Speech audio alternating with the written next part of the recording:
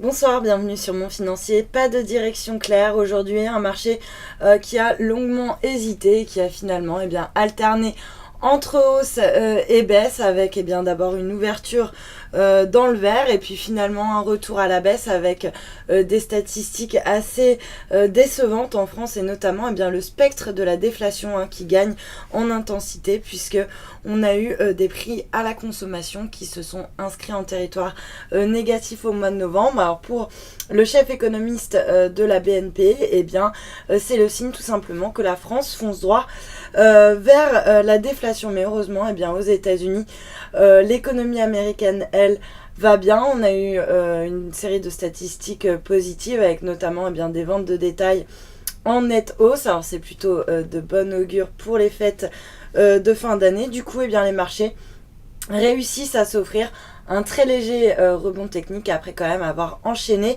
les séances de baisse puisque je vous rappelle que le CAC est repassé en territoire négatif depuis le début de l'année. On a donc un marché parisien qui grappille 0,12% autour des 4230 points. Du côté des valeurs, CGG continue de faire l'actualité. Le titre chute de 11,25% alors que le gouvernement français ne serait pas convaincu par un rachat du groupe par Technip. Alors il faut savoir que l'État quand même a son mot à dire puisqu'il détient 11,6% du capital de CGG et qu'il est également actionnaire de Technip à hauteur de 7,7%. Donc l'État qui met son grain de sel dans ce projet de fusion entre Technip et CGG qui déplaît au marché. Du coup CGG chute de 11% et puis à l'inverse Technip termine en forte hausse de 3%, c'est la meilleure performance sur le CAC. À l'inverse,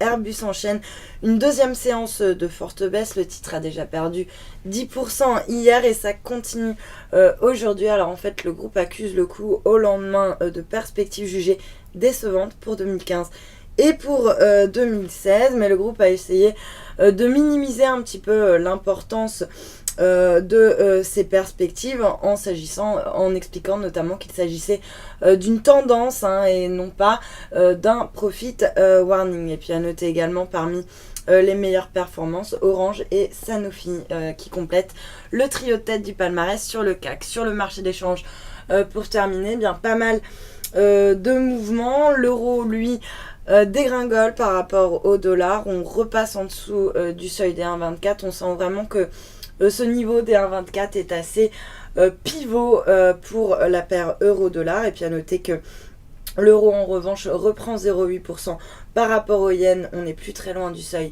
des 148 yens. Et puis le billet vert, lui, il se raffermit par rapport à la devise japonaise, soutenu notamment par une série de statistiques donc encourageantes. Un billet vert qui bondit donc de 1,6% à 148 yens. Et puis pour terminer, l'once d'or qui elle en revanche subit de légères prises de bénéfices après avoir quand même bien progressé tout au long de la semaine. Une once d'or qui se négocie à 1223 $ l'once. Voilà pour la clôture des marchés. Passez une excellente soirée, à demain.